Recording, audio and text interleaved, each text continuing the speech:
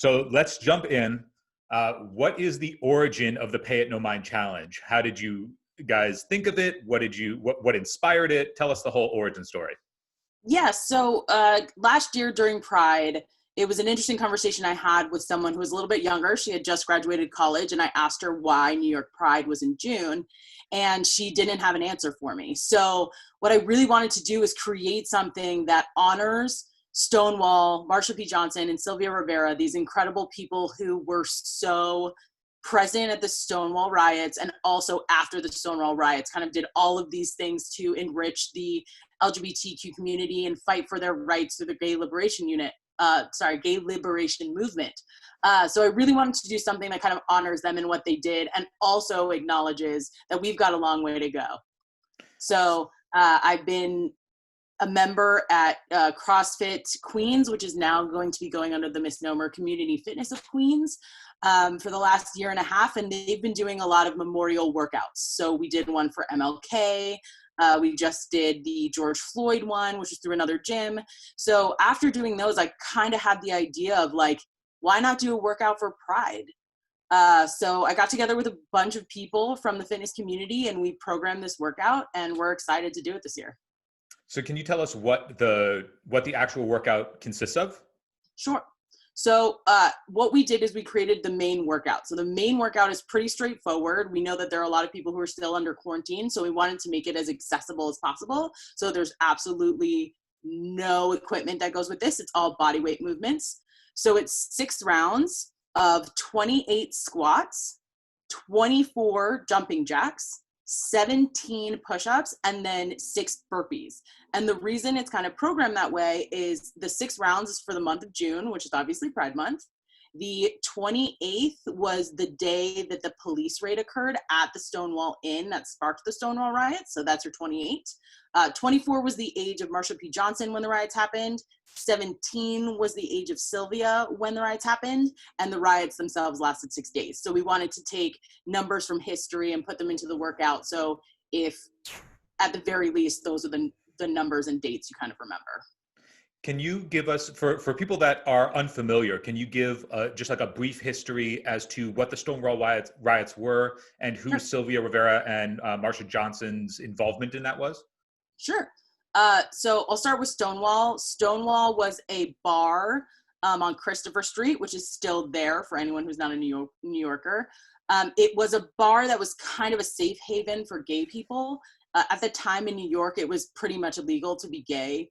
Marsha P. Johnson and Sylvia herself had been arrested for wearing makeup, and it was called like above the neck or like felony or something like that, where literally people who were perceived as men could not wear makeup on their face or they would get arrested. So the Stonewall was actually owned by the mob and they would pay off the police.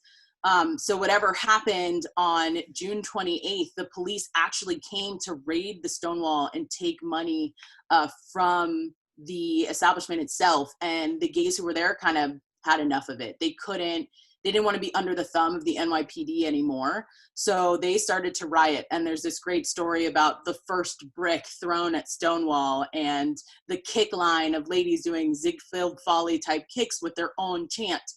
So hopefully that gives you little things to kind of Google after you learn about it. But it was really an incredible thing. And it kind of launched into this 7 days of riots, which was followed by the Gay Liberation Movement. And the next year, the Stonewall riots happened in 1969. The next year, in 1970, was the first Gay Liberation official march, which is kind of how we get New York Pride as it is today.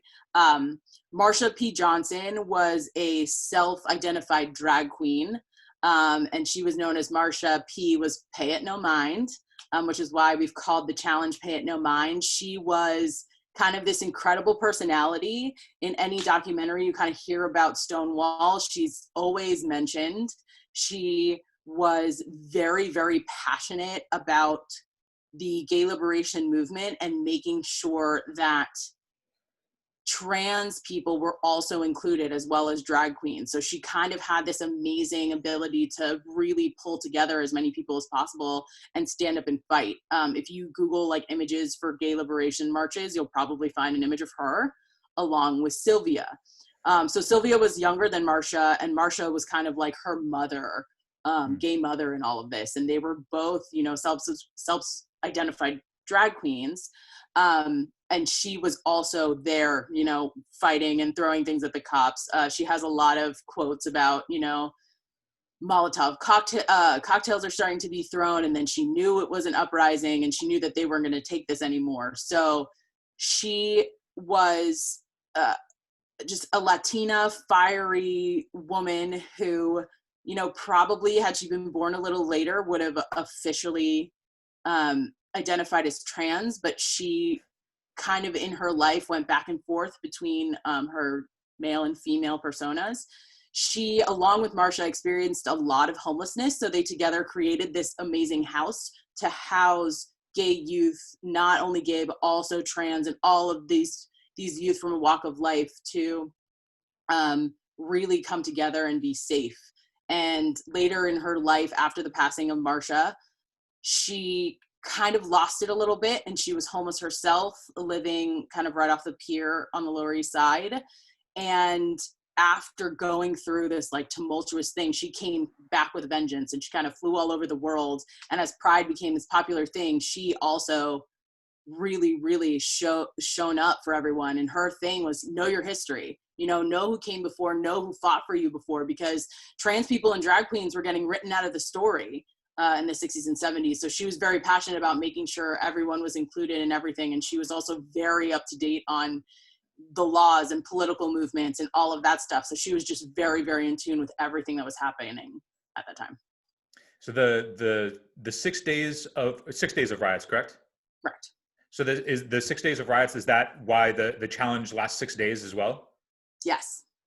And I reading through the materials and everything about the workout, I saw that the goal for the workout is also a fundraiser for the Forney Center. Yes. Can you tell us what the amount that you're looking to raise for the Ali Forner Center is, and what that organization does? Sure. So as I mentioned before, Sylvia and Marsha had this passion for helping LGBTQ and especially trans homeless youth. Mm-hmm. And even today, we have a huge problem. It's one of the biggest problems facing, the LGBTQ youth community is homelessness. And back in I'm not sure what date it started, but there was a time where there were no homeless shelters that welcomed LGBTQ youth. And Ali Forney was this very similar to Marsha P. Johnson.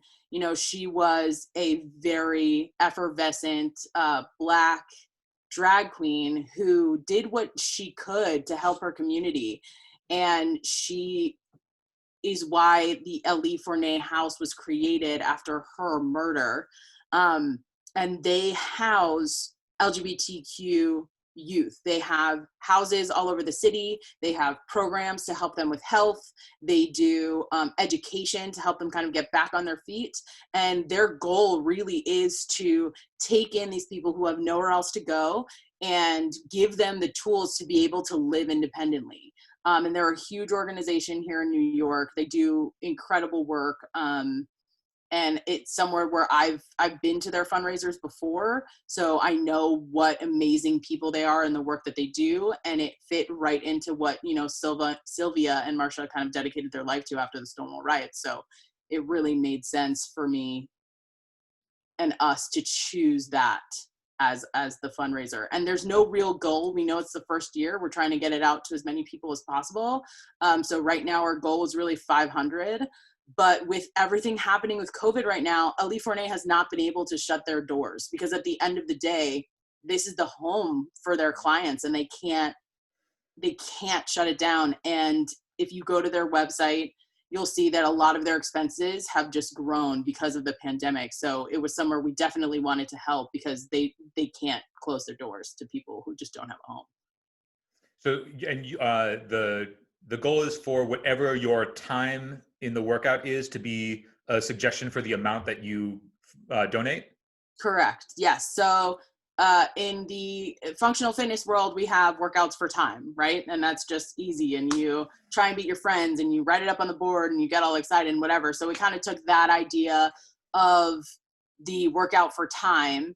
And we've actually had a couple people already do the workout, and they're coming in at between like 15 to 20. I personally think it'll probably take me closer to 30 to finish all 6 rounds, but whatever it is, I think that is a palatable number. We aren't looking to, ask people during this time when a lot of us are unemployed or furloughed or just in the COVID situation that we've come to at this time, to kind of make it as palatable as possible. And, every dollar really does count. So, 50 people do the workout and it's $500. Right. And you were saying that this being the first year, so the goal is that this will become an annual event? Yeah. The goal would be kind of similar to the way Murph is done in every gym on Memorial Day. We would love to make it that this is done every Pride going forward. So we'll see how this year goes. And if it goes really well, we'll, do the same or a similar workout next year.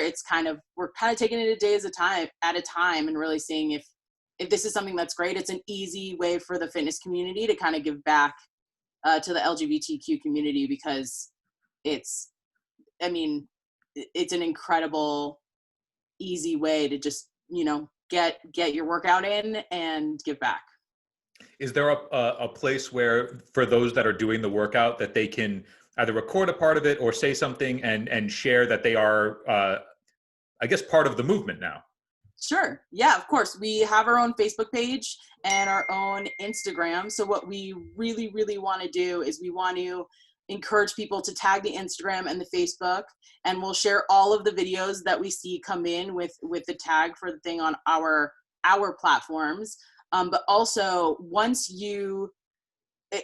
in any response you get, we do have our own email and our own little I accept the Marsha P. Johnson, Sylvia, Rivera, Pay It No Mind challenge. So once we receive interest from people to do it, we're actually sending out that tag and we're going to post it to our Instagrams. So the idea is once you commit and when you're doing it, you share it with your friends and say, hey, I'm doing this. This is the variation of the workout that I'm doing.